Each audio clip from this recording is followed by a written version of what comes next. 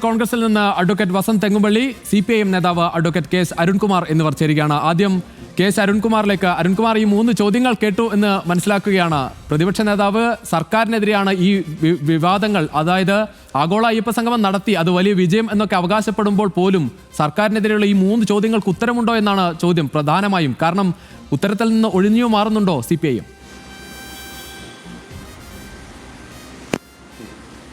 ഇപ്പോൾ ആഗോള അയ്യപ്പ സംഗമം കഴിഞ്ഞിട്ട് ദിവസങ്ങളായി, 5 ദിവസം കഴിഞ്ഞിരിക്കുന്നു.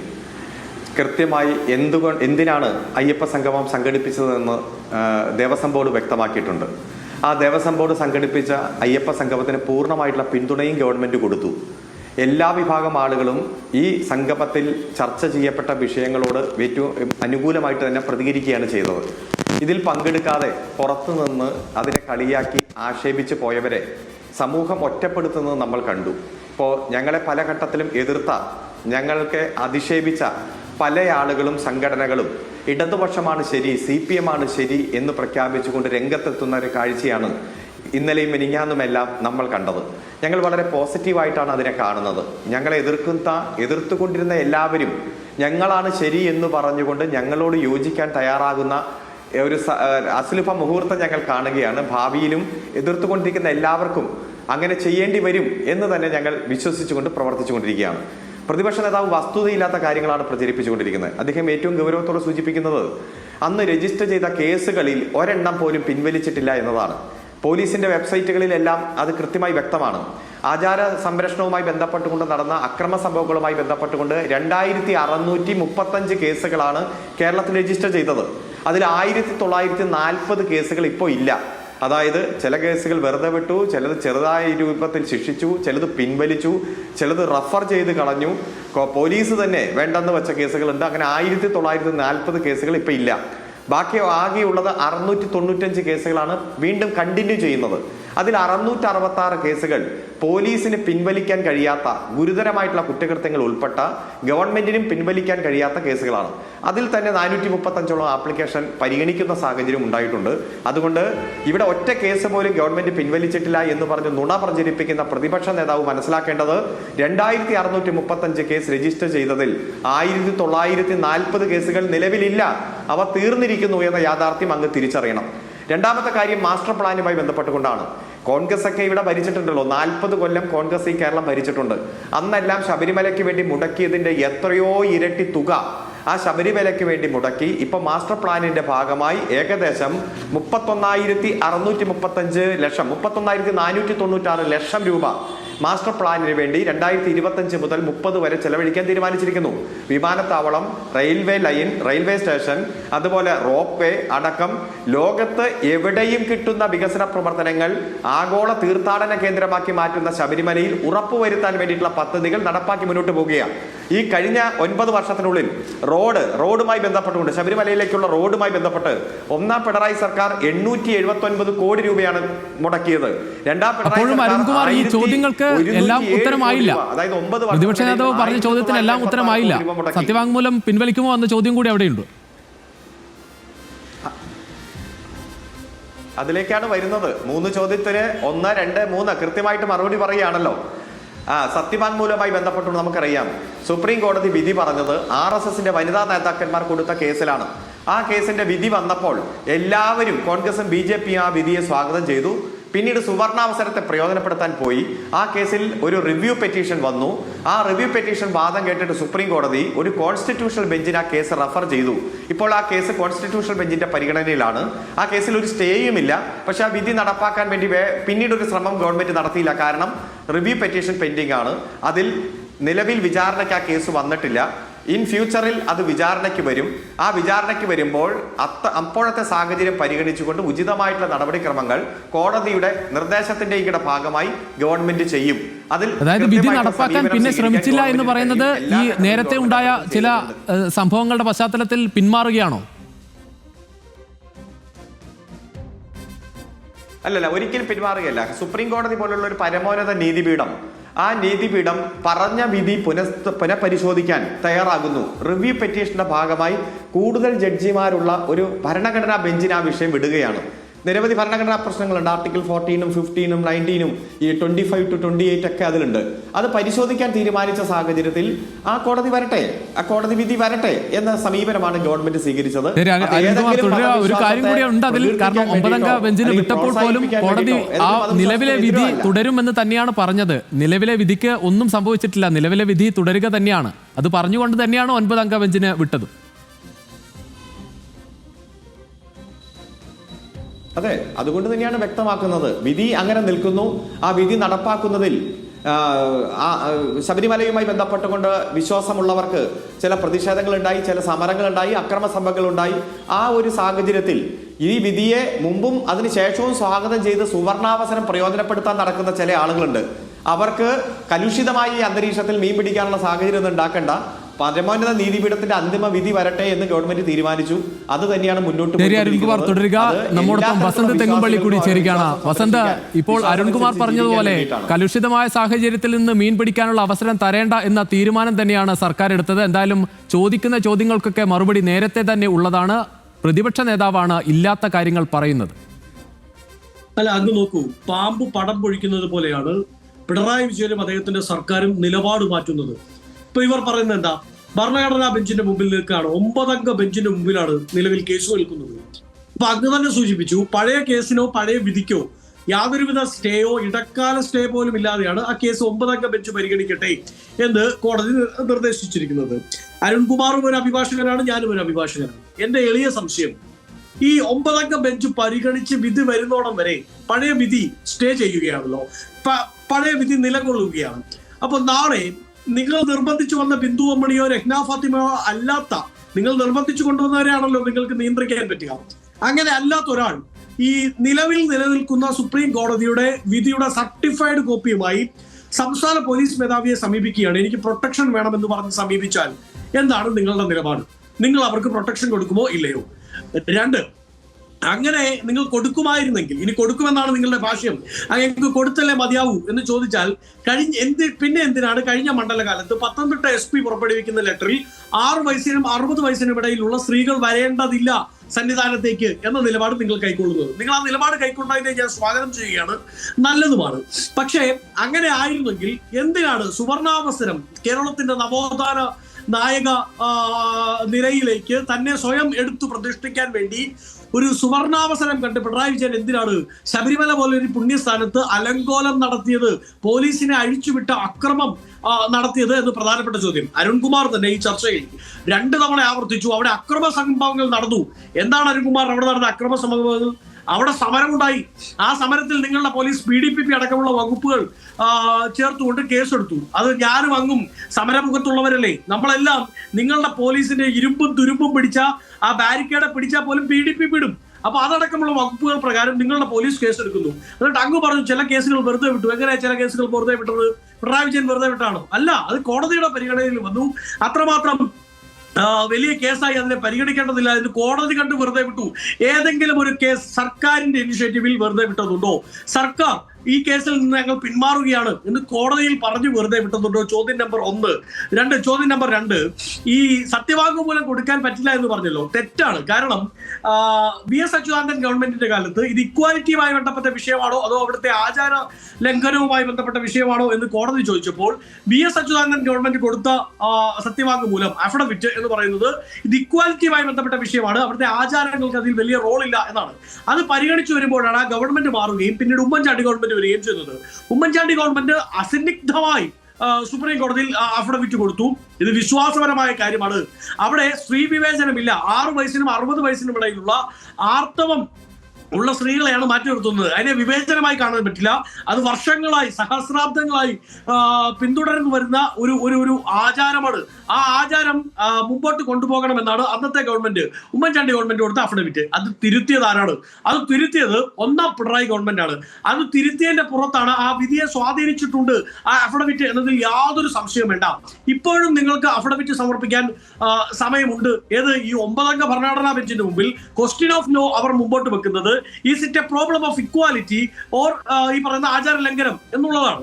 അപ്പോൾ നിങ്ങളുടെ സർക്കാരിന് പറയാം, ഞങ്ങൾ പണ്ട് പറഞ്ഞ അഫിഡവിറ്റ് ഞങ്ങൾ തിരുത്തുകയാണ്, ഇത് ആചാര ലംഘനത്തിന്റെ വിഷയമാണ്, ഇക്വാലിറ്റിയുടെ വിഷയമല്ല എന്ന് പറയാം. വസന്ത്, ഈ വിഷയമൊക്കെ കോടതിയിലുള്ള വിഷയമാണ്. ഇതിന് ഏറ്റവും ഒടുവിൽ ആഗോള അയ്യപ്പ സംഗമം നടത്തുമ്പോൾ ഇതിൽ ഏറ്റവും വലിയ പ്രതിഷേധം നടത്തിയ ആളുകളൊക്കെ സർക്കാരിനൊപ്പം നിന്നു. അതാണ് ഇപ്പോൾ അരുൺകുമാർ പറഞ്ഞത്. എല്ലാവരും ഞങ്ങളുടെ ഒപ്പം നിന്നു, ഞങ്ങളും അവർക്കൊപ്പം നിന്നു എന്നുള്ള നിലപാടിലേക്ക് സർക്കാരും പോയി. അപ്പോൾ നിങ്ങൾക്ക് ഈ നേരത്തെ കൂടെ നിന്നവർ പിന്തുണച്ചവർ പോകുന്നതിൽ ഉള്ള ഒരു അങ്കലാപ്പ് കോൺഗ്രസിനുണ്ടോ? ഒരിക്കലുമില്ല. കാരണം ഞങ്ങൾ എല്ലാ കാലത്തും വിശ്വാസികൾക്കൊപ്പമാണ്. നോക്കൂ, ഈ വിഷയവുമായി ബന്ധപ്പെട്ട സമരരംഗത്ത് BJP ഉണ്ടായിരുന്നെങ്കിൽ പോലും കോടതിയെ സമീപിച്ച് രണ്ട് സംഘടനകളാണ്. ഒന്ന് ഇന്ത്യൻ നാഷണൽ കോൺഗ്രസും, രണ്ട് നായർ സർവീസ് സൊസൈറ്റിയുമാണ്. ഞങ്ങൾ രണ്ടു കൂട്ടരുമാണ് കോടതിയെ സമീപിച്ചത്. ഞങ്ങൾ രണ്ടു കൂട്ടരുമാണ് സമരരംഗത്ത് ഉണ്ടായിരുന്നത്. BJP സമരരംഗത്ത് സുവർണാവസരം കണ്ട് കുറച്ച് കോലാഹലങ്ങൾ കാണിച്ചു കൂട്ടി എങ്കിൽ പോലും സുപ്രധാനമായ സമരം ഏറ്റെടുത്ത് നടത്തിയത് NSSും കോൺഗ്രസും തന്നെയാണ്. ആ NSSന്റെ ജനറൽ സെക്രട്ടറിയുടെ ഒരു പ്രസ് ബൈറ്റ് ആണ് നിങ്ങളിപ്പോൾ വലിയ വിവാദമാക്കുന്നത്. അദ്ദേഹത്തോട് ചോദിച്ചു, ശബരിമലയിൽ ഇങ്ങനൊരു സംവിധാനവുമായി സർക്കാർ വരുന്നു, സാഹചര്യമല്ലേ എന്ന് ചോദിച്ചാൽ സർക്കാർ നിലപാട് മാറ്റിയെങ്കിൽ അത് വാം വെൽക്കം എന്ന് പറയുന്നതിൽ എന്താ തെറ്റ്? സർക്കാർ, ഞാനും ഈ ചർച്ചയിൽ പറഞ്ഞില്ലേ, സർക്കാരിന് ആ വിഷയത്തിൽ നിലപാട് മാറ്റം ഉണ്ടെങ്കിൽ, അത് ആർജവമുള്ളതാണെങ്കിൽ, അതിൻ്റെ അകത്ത് ഏതാണ് സ്ഥിരതയുള്ളതാണെങ്കിൽ, അതിൻ്റെ അകത്ത് രാഷ്ട്രീയ ലക്ഷ്യമില്ലാത്തതാണെങ്കിൽ ഞങ്ങൾ അതിനെ സ്വാഗതം ചെയ്യും, സംശയം വേണ്ട. പക്ഷേ ആ നിലപാട് ഈ മാധ്യമങ്ങളുടെ മുമ്പിൽ പറഞ്ഞാൽ പോരാ. ആ നിലപാടിന്റെ പേരിൽ 6000 പേരുടെ പരിപാടിയുടെ പൈസ അടിച്ചു മാറ്റി 400 പേരുടെ പരിപാടി നടത്തിയാൽ പോരാ.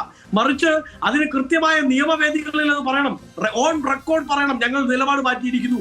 അത് പറയാനുള്ള ആർജവം സർക്കാർ. ഇത് പക്ഷേ NSS ജനറൽ സെക്രട്ടറിക്ക് മനസ്സിലാകുന്നില്ലേ വസന്ത്?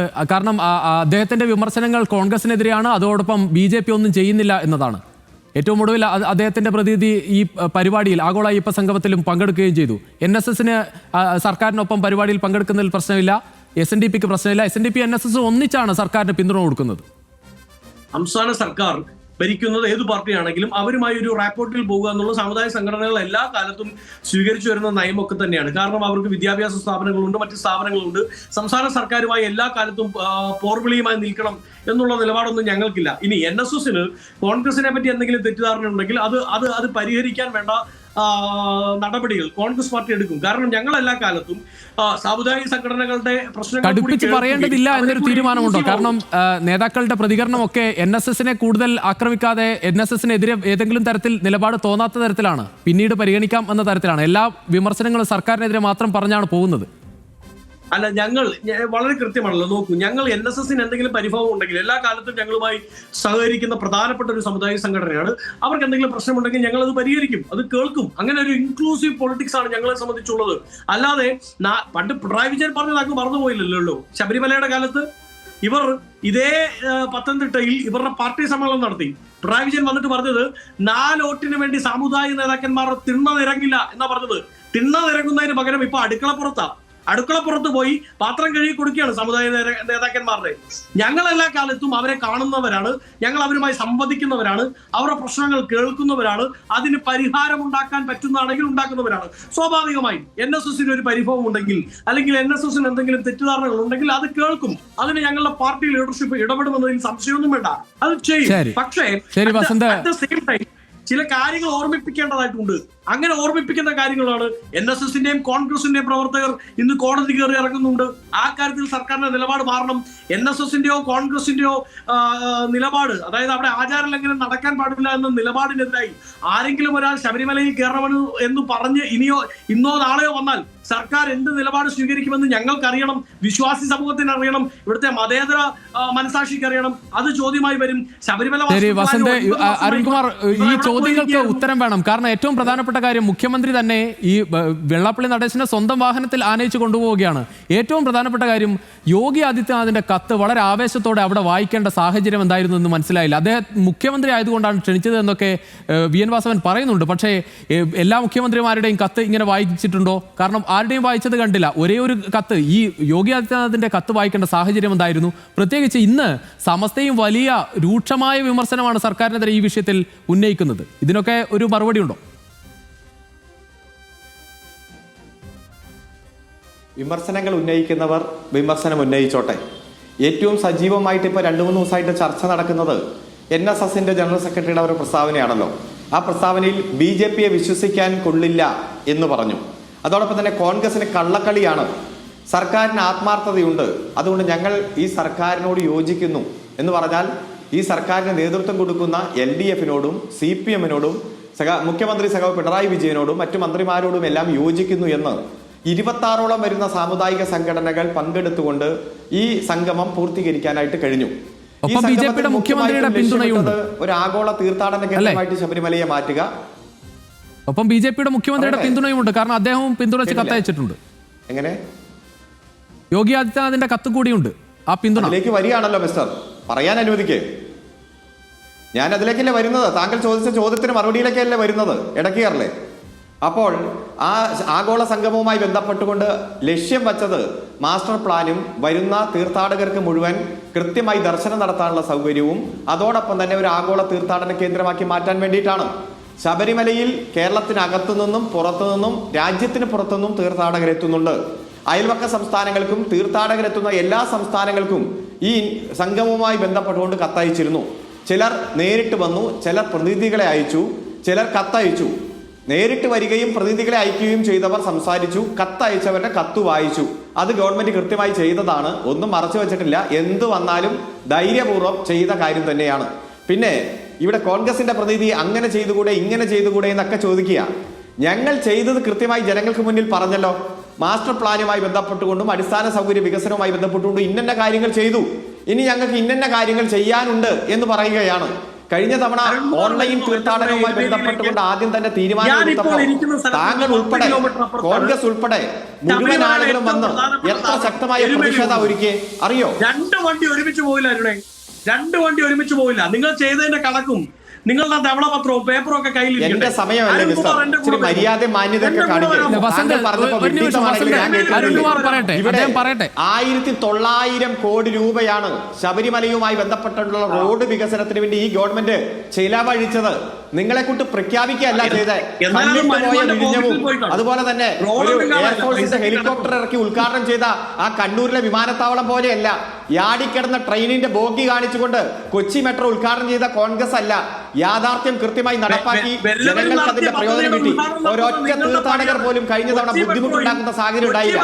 പിന്നെ നിങ്ങൾ ശ്രദ്ധിക്കേണ്ട ഒരു കാര്യമുണ്ട്, ഒച്ച ഉണ്ടാക്കല്ലേ.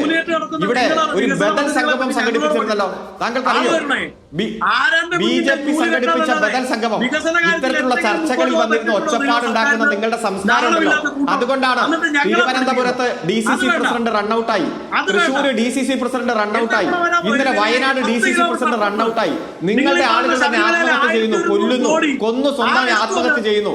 കോൺഗ്രസ് എന്ന് പറഞ്ഞാൽ ഇത്തരത്തിലുള്ള അരാജകത പ്രവണതകളുടെ കേന്ദ്രമായി മാറുന്നത് ഇത്തരത്തിലുള്ള സംസ്കാരം കാണിക്കുന്നത് കൊണ്ടാണ്.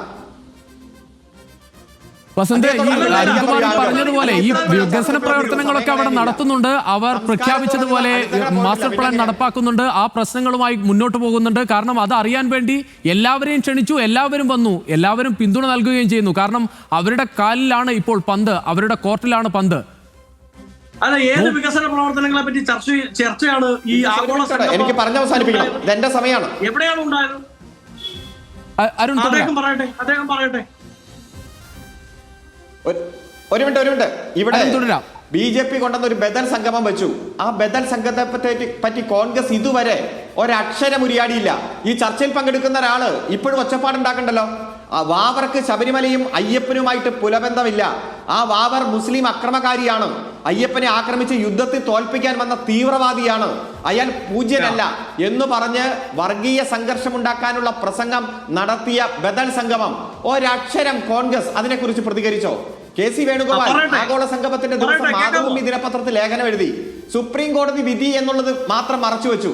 അതായത് സംസ്ഥാന ഗവൺമെന്റ് എടുത്ത തീരുമാനമാണ് ശബരിമലയുമായി ബന്ധപ്പെട്ടുകൊണ്ടെന്ന്. ഇവർ തെറ്റിദ്ധരിപ്പിക്കുകയാണ്. ഒക്കെ വ്യാജന്മാരാണ്, കള്ളപ്രചരണമാണ്, വ്യാജ പ്രചരണമാണ്. ഇതൊക്കെ കേരളത്തിലെ ജനങ്ങൾ തിരിച്ചറിയുമല്ലോ. ഈ വ്യാജ പ്രചരണത്തെ എല്ലാം പൊളിച്ചടുക്കിയ ചരിത്രമല്ലേ കേരളത്തിലുള്ളത്. അതുകൊണ്ട് നിങ്ങൾ നുണപ്രചരണത്തിന്റെ പുറകെ പോകുക. യാഥാർത്ഥ്യം മനസ്സിലാക്കിയ ജനങ്ങളും സംഘടനകളും എല്ലാം LDF-നൊപ്പം അണിനിരക്കുന്ന വളരെ മനോഹരമായ കാഴ്ച നമ്മൾ കണ്ടുകൊണ്ടിരിക്കുക. ഈ 5-6 മാസം കൊണ്ട് ആ പ്രകടന പത്രികയിൽ പറഞ്ഞ ബാക്കിയുള്ള 900-ൽ 131 കാര്യങ്ങൾ കൂടി ഞങ്ങൾക്ക് നടപ്പാക്കാനുണ്ട്.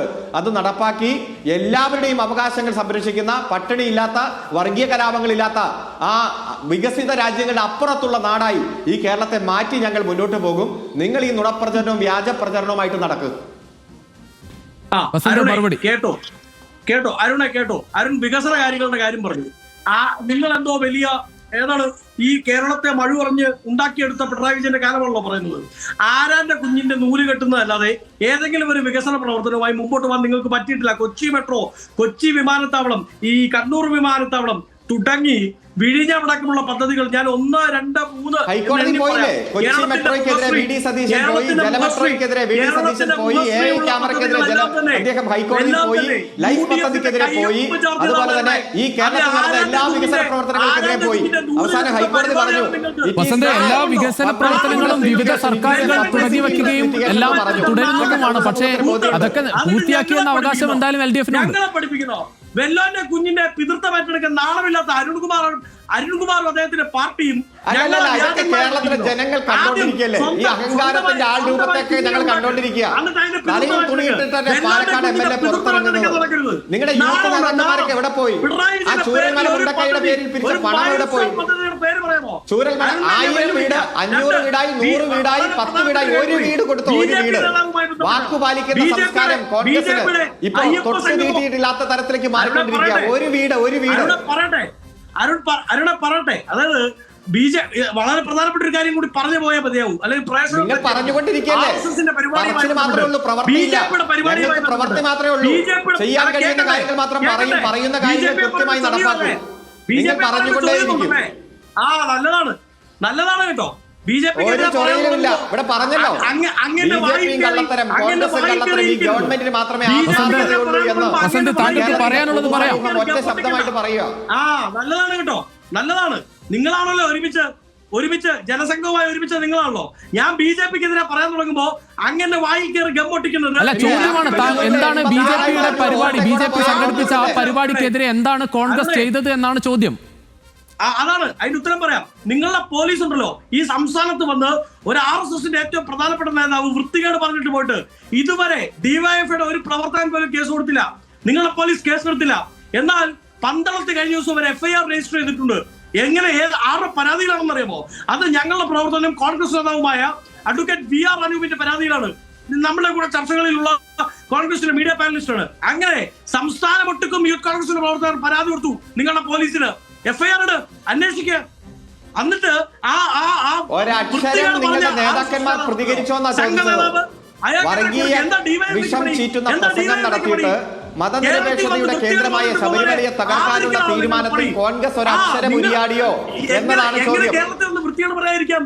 യോഗി ആദിത്യനാഥിനെ പൂജനീയ യോഗി ആദിത്യനാഥ് ആ ചോദ്യവും പ്രസക്തമല്ലേ? കാരണം ആ കേസ് എടുക്കണ്ടേ ഇയാൾക്കെതിരെ? കേസെടുത്ത് തന്നെ മുന്നോട്ട് പോകണ്ടേ? അതിൽ DYFIയുടെ ഭാഗത്തു നിന്ന് CPM-ന്റെ ഭാഗത്തു നിന്നുള്ള പിന്തുണ. അല്ല, കേസെടുത്ത ആരുടെ പരാതിയിലാണെന്നും കൂടെ ചോദിക്കുക. വർഗീയ വിഷം ചീറ്റാൻ ശ്രമിച്ചാൽ ആരായാലും നിയമപരമായിട്ട് തന്നെ കേസെടുത്ത് മുന്നോട്ട് പോകും. മാറാട് വർഗീയ കലാപത്തിന് ആഹ്വാനം ചെയ്തുകൊണ്ട് പ്രവീൺ തൊഗാഡിയും കുമ്മനം രാജശേഖരനും കേസ് രജിസ്റ്റർ ചെയ്തപ്പോ വന്ന് പ്രസംഗിച്ചപ്പോൾ എടുത്ത കേസ് വരെ പിൻവലിച്ചവരായി കോൺഗ്രസുകാര്. MG കോളേജിൽ ആക്രമണം നടത്തി CI അടക്കം വരെ കൊല്ലാൻ ശ്രമിച്ച BJP നേതാക്കന്മാർക്ക് പോലീസിൽ ചേരാൻ കേസ് പിൻവലിച്ചു കൊടുത്തവരാ ഈ പ്രസംഗം നടത്തുന്നത്. അതുകൊണ്ട് ഇവിടുത്തെ ക്രമസമാധാനം സംരക്ഷിക്കാൻ കേരളത്തിന്റെ പോലീസിന് കഴിയും. ഒരു നിമിഷം നാടായി ഈ കേരളം അരുൺ ഈ പറഞ്ഞതുപോലെ, കാരണം നമ്മളിപ്പോൾ ആഗോള അയ്യപ്പ സംഗമത്തിന്റെ ഭാഗമായി ഉണ്ടായ രണ്ട് രാഷ്ട്രീയ പാർട്ടികൾക്കും മറുപടി നൽകേണ്ട സാഹചര്യമാണ് ഉണ്ടായത്. ഒരു വലിയ പരിപാടി നടന്നു, എല്ലാവരും എത്തി, എല്ലാ സമുദായ നേതാക്കളും എത്തി. പക്ഷേ ഇന്ന് പോലും സമസ്തയുടെ മുഖപത്രത്തിലുണ്ടായ ലേഖനം സർക്കാരിനെതിരെയാണ്. കാരണം ഏറെക്കാലമായി സമസ്ത വലിയ വിമർശനങ്ങളൊന്നും ഇല്ലാതെ ഒരു വിഭാഗമെങ്കിലും സമസ്തയിലെ വിഭാഗം സർക്കാരിനെ പിന്തുണച്ചു കൊണ്ടുപോകുന്ന സാഹചര്യമുണ്ട്. പക്ഷേ വളരെ രൂക്ഷമായ വിമർശനം ഒരു ഭാഗത്തുനിന്ന് വന്നു. അതേപോലെ യോഗി ആദിത്യനാഥിന്റെ വിഷയത്തിൽ ഈ കോൺഗ്രസിന്റെ ഭാഗത്തുനിന്ന് വിമർശനമുണ്ട്. പ്രതിപക്ഷ നേതാവ് തുടർച്ചയായ ദിവസങ്ങളിൽ, ഇന്ന് രണ്ടാമത്തെ ദിവസമാണ് സമാനമായ പദപ്രയോഗങ്ങൾ കൊണ്ട് തന്നെ ആ ചോദ്യങ്ങൾ ഉന്നയിക്കുന്നത്. താങ്കൾ ഇപ്പോൾ മറുപടി പറയുകയും ചെയ്തു. ഈ വിഷയത്തിൽ എന്തായാലും അടുത്ത ഒരു തെരഞ്ഞെടുപ്പ് വരികയാണ്. തദ്ദേശ തെരഞ്ഞെടുപ്പ് വരുന്നു, അതിന് പിന്നാലെ നിയമസഭാ തെരഞ്ഞെടുപ്പ് വരുന്നു. ഈ വിഷയങ്ങളൊക്കെ പരിഹരിക്കാനാകും, എല്ലാവർക്കും ബോധ്യപ്പെടുത്താനാകും, കൃത്യമായ നിലപാട് ഇടതുപക്ഷത്തിൻ്റെതാണ് എന്ന് ബോധ്യപ്പെടുത്താനാകുമെന്ന് തന്നെയാണോ പ്രതീക്ഷ? ഈ കേരളത്തിന്റെ പ്രതിപക്ഷ നേതാവിനെ കുറിച്ച് ഹൈക്കോടതി പറഞ്ഞത് ഇത് പബ്ലിക് ഇൻട്രസ്റ്റ് ലിറ്റിഗേഷൻ അല്ല, പബ്ലിസിറ്റി ഇൻട്രസ്റ്റ് ലിറ്റിഗേഷൻ എന്നാണ്. അതുപോലെ തന്നെ രാഷ്ട്രീയ ധാർമ്മികതയുണ്ടെന്ന് മുഖ്യമന്ത്രിയിൽ നിന്ന് മാത്രം പ്രതീക്ഷിച്ചാൽ പോരാ, പ്രതിപക്ഷ നേതാവിനും രാഷ്ട്രീയ ധാർമ്മികത വേണം. അതിനായിട്ട് ഒരു അഫിഡവിറ്റ് ഫയൽ ചെയ്യാൻ പറഞ്ഞു. പിന്നെ ഹൈക്കോടതിയുടെ പരിസരത്തേക്ക് വി ഡി സതീശൻ പോയിട്ടില്ല. അതുകൊണ്ട് വി ഡി സതീശൻ ഒരു പദ്ധതിയെ എതിർത്താൽ അതിന്റെ അർത്ഥം ആ പദ്ധതി ജനകീയമാണ്, സത്യസന്ധമാണ്, ഈ നാട് ഏറ്റെടുക്കുന്ന പദ്ധതിയാണ് എന്നതാണ് അതിന്റെ അർത്ഥം. അതുകൊണ്ട് പ്രതിപക്ഷം എന്ന് പറഞ്ഞാൽ എല്ലാത്തിനെയും എതിർക്കുന്ന പക്ഷമായി കേരളത്തിന്റെ പ്രതിപക്ഷം അധംപതിക്കുമ്പോഴും ഞങ്ങൾ ഈ മാസ്റ്റർ പ്ലാൻ നടപ്പാക്കും, ഞങ്ങൾ ദേശീയപാത പൂർത്തിയാക്കും, അതുപോലെ തന്നെ തീരദേശ ഹൈവേ, മലയോര ഹൈവേ പൂർത്തിയാക്കും. ലൈഫ് പദ്ധതിയുടെ ഭാഗമായി ഒരാൾക്കും വീടില്ലാത്ത സാഹചര്യം ഈ കേരളത്തിൽ ഉണ്ടാകില്ല. ഈ നവംബർ 1 ഞങ്ങൾ അതിദാരിദ്ര്യ സർവേയുടെ ഭാഗമായി പട്ടിണിയില്ലാത്ത നാടായിട്ട് ഈ കേരളത്തെ പ്രഖ്യാപിക്കും. ഇപ്പോൾ അമേരിക്കയെ വരെ ശിശുമരണ നിരക്കിൽ നമ്മൾ പിന്നിലാക്കി. വികസിത രാജ്യങ്ങളുടെ അപ്പുറത്തേക്ക് ഈ കേരളം കുതിക്കും. എല്ലാവർക്കും ഭരണഘടന അനുസരിച്ച് മുന്നോട്ട് പോകാൻ വിശ്വാസമുള്ളവർക്ക് വിശ്വാസം അനുസരിച്ച് പോകാം. ആ വിശ്വാസത്തെ പ്രൊപ്പഗേറ്റ് ചെയ്യാം. വിശ്വാസമില്ലേ, ഇല്ലാതെ ജീവിക്കാം. അങ്ങനെ അന്തസ്സായി ജീവിക്കാൻ കഴിയുന്ന ലോകത്തിന് മാതൃകയായ പ്രദേശമാക്കി ഈ പ്രദേശത്തെ മാറ്റും. ഞാൻ ആദ്യം സൂചിപ്പിച്ചു, തിരുവനന്തപുരം DCC പ്രസിഡന്റ് രാജിവെച്ച് പോകേണ്ടി വന്നു, തൃശൂർ രാജിവെച്ച് പോയി, ഇന്നലെ വയനാട് രാജിവെച്ച് പോയി. അവിടെ തന്നെ എല്ലാവരും ആ കുടിലിന്റെ തീ കണ്ട് ചാടി രക്ഷപ്പെട്ടുകൊണ്ടിരിക്കുകയാണ്. അതിന്റെ ഭാഗമായി നിരവധി ആളുകൾ പുറത്തേക്ക് വരുന്നു. ഞങ്ങളെ എതിർത്തവരെല്ലാം CPM ആണ് ശരിയെന്ന് ആവർത്തിച്ച് പറയുന്നു. ഇത് തന്നെയാണ് ജനാധിപത്യത്തിൽ. ഒരു മിനിറ്റിൽ താങ്കൾക്കും മറുപടി പറയാം. കാരണം ഇപ്പോൾ നിലവിൽ താങ്കൾക്ക് പറയാനുള്ളത്, കാരണം എനിക്ക് തോന്നുന്നു കോൺഗ്രസിനോട് സമീപകാലത്തൊക്കെ വലിയ തരത്തിൽ അടുത്ത് നിന്ന ഒരു പ്രസ്ഥാനമാണ് NSS. പക്ഷേ NSSും SNDPയും വിവിധ സാമുദായിക സംഘടനകൾ ഒന്നിച്ചാണ് ഇത്തവണ ആഗോള അയ്യപ്പ സംഗമത്തിൽ സർക്കാരിന്റെ പരിപാടിയിൽ പോയത്. അതിൽ കോൺഗ്രസ് നേതാക്കൾ എന്തായാലും അടുത്ത ദിവസങ്ങളിൽ വീട് കയറി വിവിധ ആളുകളുമായി സംസാരിച്ച് ഇതിൽ ഒരു നിലപാട് കോൺഗ്രസിൻ്റെതാണ് ശരി എന്ന തരത്തിൽ മുന്നോട്ട് പോകാൻ തന്നെയാണ് തീരുമാനമെന്ന് മനസ്സിലാക്കുന്നു. ഈ സമുദായ സംഘടനകളുമായി ബന്ധപ്പെട്ട് ഏതെങ്കിലും ഇടപെടലിൽ പരിഹാരം കാണാനാകും എന്ന പ്രതീക്ഷ തന്നെയാണ് ഉള്ളത്. ഒരു കാര്യം ഞാൻ ആ തുടക്കത്തിൽ പറഞ്ഞതുപോലെ തന്നെ പാമ്പ് പടം മാറുന്നത് പോലെ നിലപാട് മാറ്റുന്ന ഒരു സർക്കാരാണുള്ളത്. അത് ഞങ്ങൾ ജനങ്ങളുടെ മുമ്പിൽ കൃത്യമായി രേഖപ്പെടുത്തും, അവരെ ബോധ്യപ്പെടുത്തും. 2, അരുൺകുമാർ പറഞ്ഞത് വി ഡി സതീശനും പ്രതിപക്ഷവും എതിർക്കുന്ന പദ്ധതികളെല്ലാം ഇവിടെ അങ്ങ് കൊടുപിരി കൊള്ളുകയാണ് എന്നാണ്. ശരിയാണ്. ഇവർ കമ്പ്യൂട്ടർ മുതൽ കൊച്ചി മെട്രോ വരെ എതിർത്തവരാണ്. ബീഡി ഫാക്ടറി മുതൽ വിഴിഞ്ഞം വരെ എതിർത്തവരാണ്. അതെല്ലാം ഇവിടെ നടപ്പിലാക്കിയിട്ടുണ്ട്. ആ നടപ്പിലാക്കിയത് അതാത് കാലത്തെ UDF സർക്കാരുകളാണ്.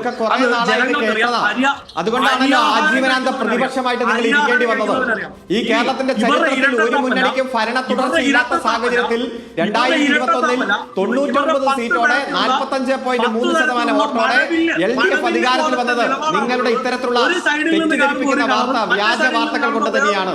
നിങ്ങൾ ഇത്തരം പ്രസ്താവനകളായിട്ട് തന്നെ ശരി വസന്ത, എന്തായാലും ഈ പഴയകാല വിമർശനങ്ങൾ എന്തായാലും നിലനിൽക്കുമെന്ന് തോന്നുന്നില്ല. കാരണം 2 തെരഞ്ഞെടുപ്പുകൾ തുടർച്ചയായി അത് നമ്മൾ കണ്ടതാണ്. പക്ഷേ ഈ വിഷയത്തിൽ ആഗോള അയ്യപ്പ സംഗമത്തിന്റെ ഭാഗമായി വന്ന വിഷയത്തിലെങ്കിലും കൃത്യമായി നിലപാട് ബോധിപ്പിക്കാൻ, ജനങ്ങൾക്ക് മുന്നിൽ ബോധിപ്പിക്കാൻ UDFന് സാധിക്കുമോ?